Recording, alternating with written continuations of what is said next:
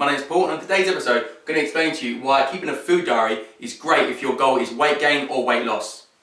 Now, the first thing you need to know is that the food diary is literally a detailed list of the foods and drinks you're consuming. But almost more important than that, it gives the times, energy levels, and mood that you'll have to note down in your food diary. Now, that's incredibly important because while the foods and drinks may equal out to your weight loss and weight gain, the times, energy levels, and mood all affect you as a person and will have some kind of bearing on how much weight you gain and how much weight you lose. Now, some of the benefits we'll go through of keeping a food diary. The first one is to track your calorie consumption. Now, this I find is a massive one with a lot of people, especially trying to lose weight, also trying to gain weight as well. It was a bit of a thing for me because I've started counting calories myself, that you don't really know how many calories you're consuming unless you count them. Now, you don't have to count calories, it's just my recommendation, but what I generally find is that a lot of people who are trying to lose weight may think they're consuming 2,000 calories per day, but when they actually do a food diary and total it up, they're consuming 2,500 calories a day or 2,300 calories a day, and they don't really know how many calories they're consuming. They don't know how their food is actually affecting their weight loss, and so that can be quite detrimental because you might do everything else right, but if you are actually misjudging the amount of calories in your food, it's just going to make your weight go up and up and up if you want it to go down, and it's not going to help you at all. So I would say tracking your calories is a massive one for keeping a food diary. Now, the second one is view your meal timing. This may affect you if you don't have kind of balanced meals throughout the day. This is what I find with a lot of people who are trying to lose weight but have trouble doing it. They might find that their first meal isn't a packet of crisps till lunchtime, and they might not even realise that's what they're doing. And so when you actually see it on a piece of paper in front of you, which we'll come to a little bit down there, you actually realise that meal timing might be completely off as to where it should be. You know, you might be trying to lose weight and having your big dinner at 11 o'clock at night, and that's just going to cause you all manner of problems. So viewing your meal time is a very, very big one, and it will help you lose weight if you know exactly when you're consuming your food, because then you can adapt it. The third point is monitor your moods around your food. This is something you may not be too aware of. It's kind of easy to not associate your mood to your food and more associate your mood to what's going on in your life. But your food does have a massive bearing on how you feel as a person, how your body works. Everything from digestion to respiratory to all the kind of systems that work inside your body is affected by your food. So you won't feel right if you don't consume the right nutrition.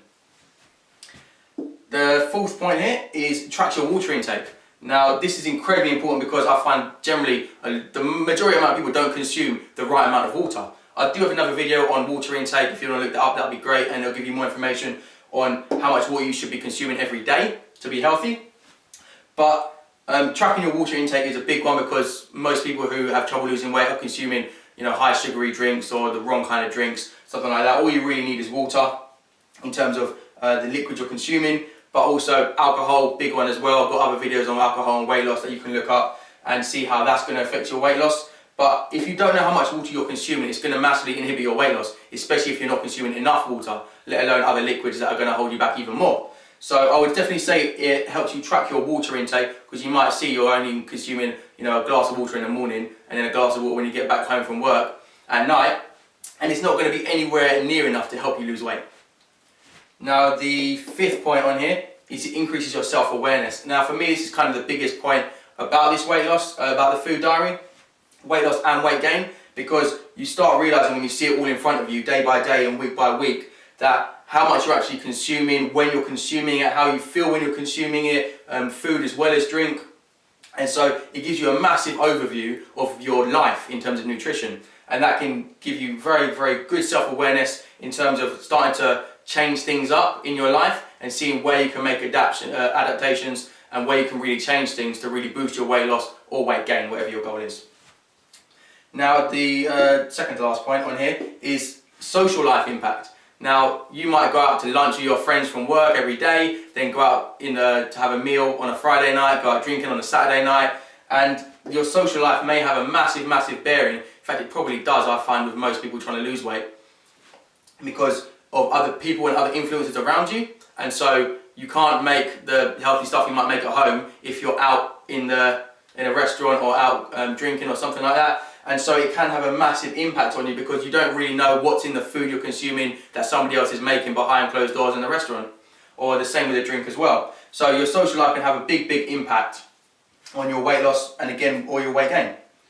The last point is like the self-awareness. You get a better overall view of your life in terms of nutrition and how you can adapt it and change it, and this does provide a great starting point, because once you've got almost your basic of what you're consuming, how you're consuming it, because it'll have the times and everything, you can fit your work schedule around that. Probably fit your food around your work schedule more likely. It gives you a fantastic starting point to start changing things up and seeing how you go and really boost your weight loss. Now, there is something else that isn't on here that kind of a benefit, a little bit of a negative as well, and that is when you know you're having a food diary and you decide, okay, from today I'm going to start my food diary, you will change what you eat.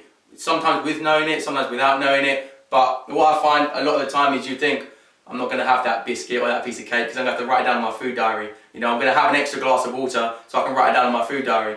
And that's the benefit, because it can make you healthier as you're going along, but it's also a massive, massive negative point because you're not given a typical overview of your life.